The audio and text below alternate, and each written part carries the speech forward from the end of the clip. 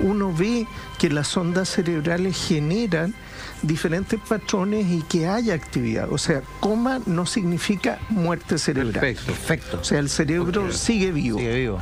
¿Te das cuenta? Entonces, ahora, perdón, pero ¿a qué reacciona más una persona que está en un coma? ¿Al aspecto físico? ¿Al tocarlo, al pellizcarlo, al abrazarlo?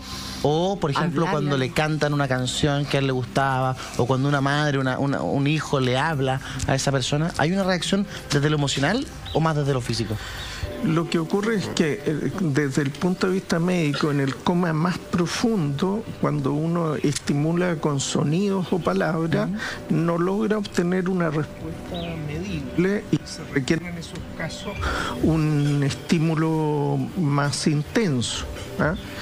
Pero en aquellos casos que no tenemos una respuesta física, fíjate que muchas veces no sabemos qué tanto está escuchando el paciente. A menos que despierte y lo cuente posteriormente. Exacto. O sea, ¿se sabe dónde está mentalmente? Mentalmente no siempre tú sabes cuánto escucha, cuánto siente la persona. Entonces uno hace el intento y siempre le recomienda a la familia que le hablen, que si le gustaba una música le pongan esa música, etcétera. O sea, primer concepto, coma no es muerte cerebral. Claro. Y en estado de coma no siempre, aunque la persona no responda físicamente, no se mueva, no significa que necesariamente no está escuchando. Perfecto. Hay casos distintos, tal como usted decía, hay gente que despierta, hay gente que reacciona frente a distintos estímulos. Salfe, ¿tú quieres compartir hoy día una historia? Sí, lo que decía el doctor me parece que es de vital importancia, que entre que no sabemos, hay que intentarlo. Tocarlo, hablarle, colocar música. ¿Por qué? Quiero compartir hoy día un caso del cual supe hace algún tiempo que por lo bajo a uno lo conmueve. ¿Qué es lo que pasa? Grupo de estudiantes, amigos ellos, tienen una banda, ¿cierto? Distintos instrumentos musicales, ¿cierto? Tocan para los amigos, tocan arriba del escenario. Uno de ellos, el bajista, el que tocaba el bajo, cae en un profundo estado de coma. Ya. Y ahí está, tendido en el hospital, después de una aneurisma, digamos, que lo instala en esta situación, y con recurrentes visitas de sus familiares, sus amigos, y no obteniendo ninguna reacción o respuesta de su parte.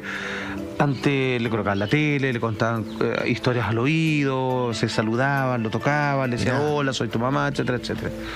Y de repente, cuando esto ya lleva un tiempo importante, uno de ellos, del grupo, ¿cierto?, de los amigos que constituyen esta banda, piden permiso, y con tal nivel de insistencia y seguridad que se los otorgan, de la pieza del centro hospitalario, ir con equipos amplificadores, enchufar, digamos, toda su banda, guitarra, batería, o sea, se metieron con todo adentro, y tocarle una de las canciones que a ellos más les gustaba, ¿cierto?, interpretar. Y pasa una cosa extraordinaria.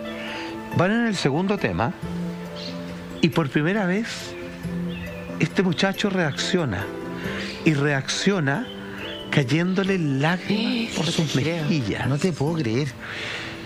Lo que obviamente resonó en todos los presentes, porque estaban entendiendo que él sí los escuchaba. Claro. Y esto de volver a escuchar el tema que a él tanto le gustaba interpretar arriba del escenario junto a su amigo, que era su máximo hobby, que era un tiempo de Queen, precisamente, porque era una banda tributo a esta banda. Qué bonito. Él comienza a llorar, que todos interpretan claramente que son lágrimas de emoción, y surcan las lágrimas por todas sus mejillas, y él por primera vez responde. Quizás probablemente se ponía contento cuando le hablaban, cuando lo tocaban, pero al escuchar esta música, y quizás incluso entender el acto titánico que hacen de llevar a una sala de hospital todos los instrumentos, él reacciona y comienza a llorar, y que obviamente fue compartido por todos los ahí presentes. Y qué increíble, porque es precioso, realmente nos enseña qué es lo que nos mueve. Claro. Se conversa mucho, qué es lo que tenemos del amor, no sé, a mis hijos, mi familia. Lo que nos mueve, creo yo, es la pasión. De todas maneras. En este caso, la música era su pasión. Es que, y ahí tú tienes un punto de nuevo increíble. Fíjate que también hay un documental precioso al respecto sobre los pacientes de Alzheimer, Ya. en donde se conectan de ellos a través de la música. Hay un sector en el cerebro que puede olvidar un montón de cosas, cómo se llaman mis hijos, a qué me dedicaba yo, qué edad tengo, todo. Pero hay un la sector letra del de la cerebro música que no se olvidan de esas canciones que a ti te gustan. No se sabe por qué, Claro. pero la música que a ti te gusta, con las canciones y las letras, la gente de Alzheimer se recuerda y empieza a acordar el contexto y quiénes estaban ahí, los nombres de las personas.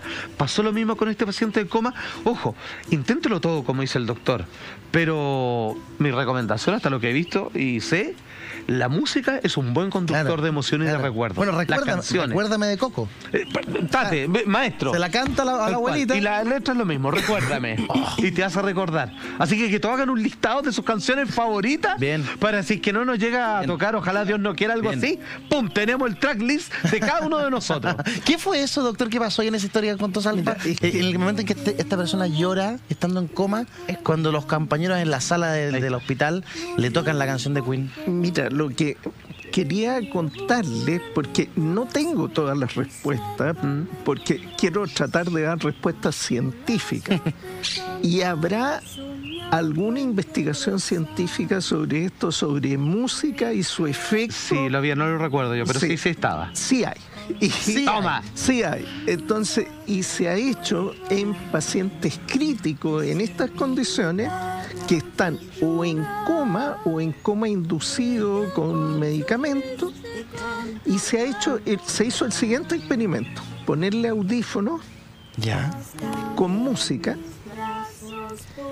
a otros pacientes los audífonos, pero sin música, simplemente con cancelación de ruido para que no escucharan los ruidos del ambiente. Ajá. ¿Ya?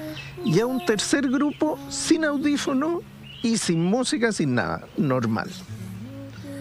¿Y qué vieron? Los pacientes que tenían audífonos con música disminuía en un 20% la necesidad de analgésicos y de sedantes, simplemente con ponerles música. Y eso no ocurría con poner los audífonos que cancelaban el ruido. Mira. O sea, sobre cosas que no tengo evidencia científica no puedo pronunciarme, pero esto le puedo decir que está demostrado, ya hay estudios que demuestran que efectivamente la música tiene la capacidad de conectarse con los pacientes. La música funciona como un anestésico. Es que yo creo que la música Claro. Es vibración. Increíble. Es una maravilla, sí. Es una maravilla lo que provoca la música. O sea, uno puede llegar a emocionarse incluso Sí. por un tema o alegrarse.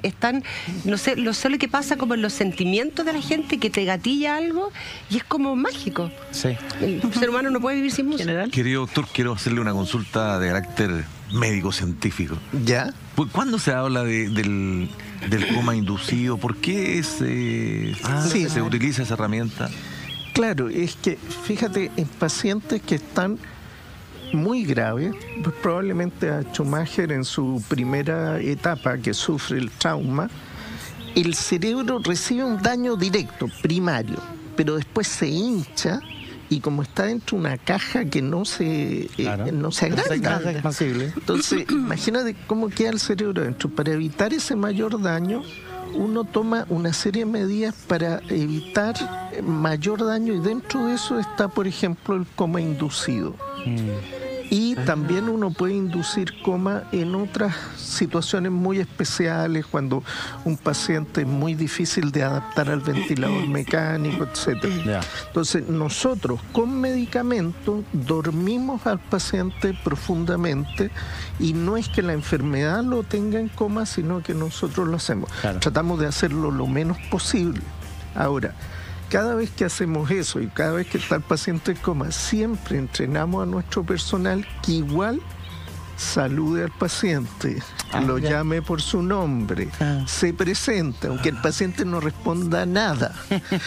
Porque, así como demuestra estos estudios hechos con audífonos con música, uno no sabe cuánto está escuchando el paciente y seguimos manteniendo el respeto. E incluso hay una condición que no es un coma típico, sino que es bastante atípico, que a nivel de protuberancia, que se conoce como estado de enclaustramiento, donde la persona está perfectamente consciente de todo. Es horrible, está consciente de todo y no puede moverse. Sí. Y esto una persona lo vivió acá en Chile y también una persona lo vivió en Francia y escribieron libros de su experiencia de estar en coma, aparente un coma de estar desconectado, pero en el fondo estaban paralizados. Claro. O sea, y sentían y escuchaban todo lo que pasaba a su alrededor. Todo. Claro. Y si tú no le hablas, no le dices, que te das cuenta, bueno, eso médicamente tú lo reconoces. Pero hay casos en que tú no sabes cuánto está escuchando o no. Claro. Siempre trata con respeto a tu paciente. Claro. Siempre salúdalo. Y la siempre tiene familia. un ser humano y a la familia. Y la familia al frente. también, o sea, yo cuando tuve a mi hija en coma inducido es súper fuerte porque es como que no está.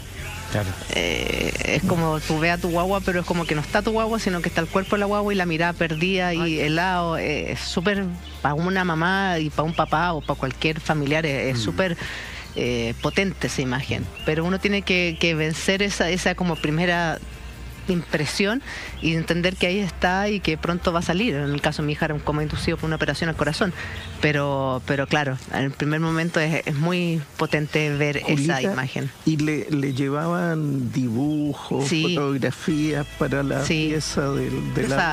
Estaba en la UTI, Claro. entonces no te dejaban entrar casi nada, pero Ya. sí la opción de... Tenía un compañerito al frente, el SEBA, que la mamá después nos seguimos viendo, Ya. que nació y estuvo siempre en la UTI porque no tenía cómo soportar sus órganos vitales, le faltaban costillitas.